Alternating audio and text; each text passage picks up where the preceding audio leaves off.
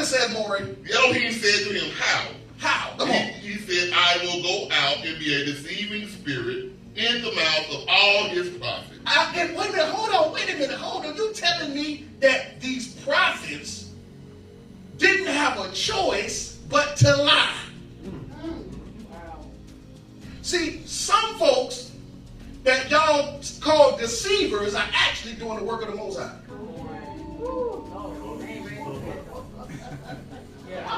Let me say that again. I don't kind of pass on y'all. Y'all look at me like, what you say? Some of these folks, they are created and are used to be false prophets. Come on. You know, that has to be a separation. Right. So it's up to you to not get caught in deception.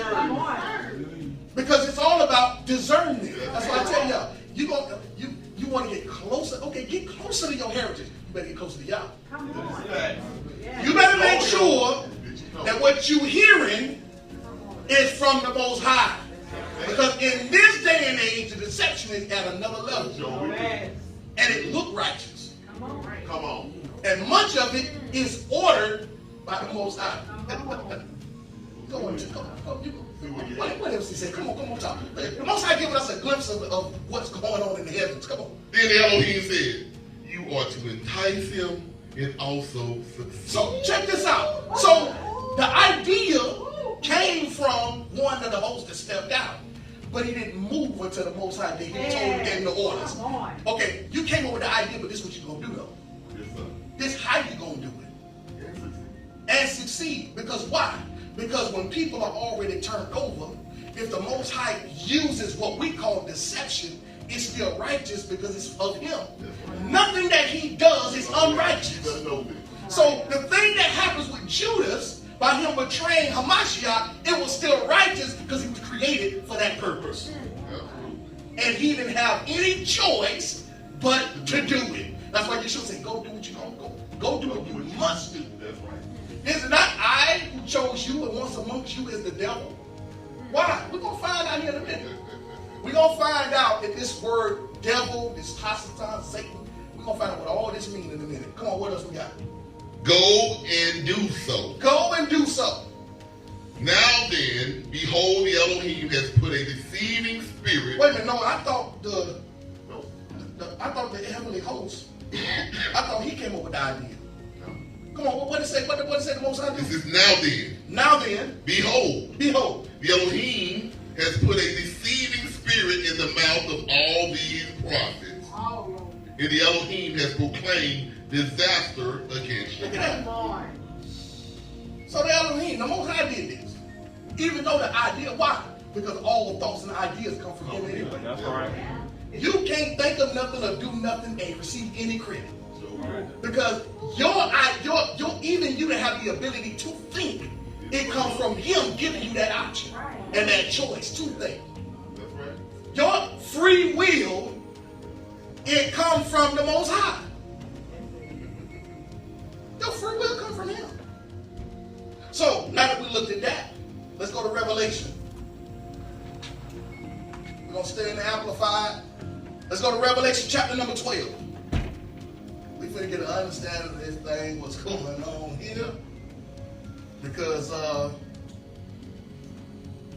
lot of it is grossly misinterpreted. Revelation 12, start at verse number 1. And a great sign, warning of an ominous and frightening future event, appeared in heaven. A woman clothed with the sun, with the moon beneath her feet, and on her head a crown of 12 stars. She was with child, the Messiah, and he cried out, being in labor and in pain to give birth. See, this is what I love about the Amplified, because it puts footnotes right there in the passage. That's what I love about the Amplified. Now, sometimes it do have some stuff off, which all translations do. That's why here we go through all the translations to make sure we get a thorough understanding of it. Let's go to Job. I went through this heavenly host conversation to show you, especially in 1 Kings when one stepped out. Now let's go to Job, and we're going to go to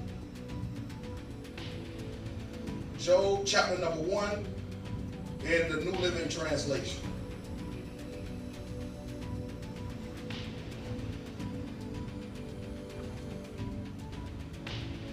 This is why it's important we start looking at the Hebrew to understand the concept of what's going on in the translation.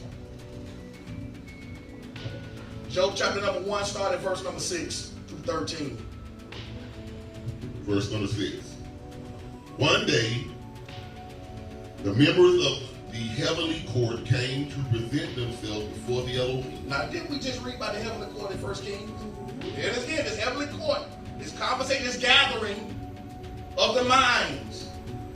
So one day they presented themselves before the Most High. They have their council meeting. Come on, read. And the accuser, Satan, came with them. See, and the accuser, he said Lucifer, the accuser came with them. Now he's already thrown down. Lucifer already cast out. So how is Lucifer coming back? How does he have access again? Don't make sense. Let's keep reading. Where have you come from? So he asks the accuser a question. Where have you come from? See, what we're going to understand is this word accuser or Satan in this translation is not a correct translation for Satan. It should be Hasatan. That Satan, or this term of the accuser, is an office. It's not a name. It's an H, or it's a door with a portion of it missing here. And there's a line that comes down. But that definite article of ha in the Hebrew means the Hasatan, or the accuser. It's a function. It's an office. It's not a person. It's not a name. It's not none of that. That's why it says when they got together, a host stepped out in 1 Kings. Because why? These are spirits. And the spirit, there's a spirit called accuser that have access to the heavens. And the access is there as long as the Most High allows it. That's what we read in Revelation. It says the accuser has now been thrown down. Right. Because the accuser has come to the earth. The accuser has access to the heavens and the earth. But in Revelation, his access is denied. Right. So now his access is denied. Now he's permanently on earth. And now he's given the opportunity to take on a body. My God. Now the accuser takes on a body. And everything about his genetic DNA, everything that he does, his whole purpose is to accuse you. Now he goes back and forth to the heavens, accusing you to the Most High. Lucifer ain't doing that. Lucifer ain't accusing you. Lucifer done got thrown down. He's defeated. The accuser is the one going around accusing you. And he got access to the heavens. He goes to the heavens and says, you see what Casey ain't doing? You see what he ain't doing? I thought he loved you. You see what Moreh doing? I thought his job, that's why it says the Revelation, the accuser of the brethren who comes to the heavens every day. His whole job is to accuse you. That's his office. That's what he does. The same way we have a fivefold office, evangelist, prophet, pastor. Our job as the pastor is to love on the people. We function in that office. We function in that office. So if the Most High has those who are righteous, who function in an office, and he's called them to be a gift to the body, the accuser is an office as well. That's why the accuser can also take on and use a body, but he can't permanently reside in one. So he jumps from body to body. And then when it's time to go to the heavens, he leaves from that body because he can't take the body there.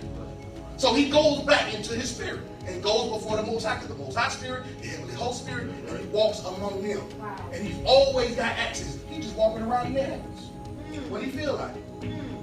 Walking around. Then listen, let me go down there and see what they doing. And he jump on down here. Let me see what they doing. Let me see what they're doing. The Most High asked him, What is it? Where you been? So the Most High is saying that I'm used to seeing you here. But you ain't been here in a long time. So what you been up to? That's right. Wow.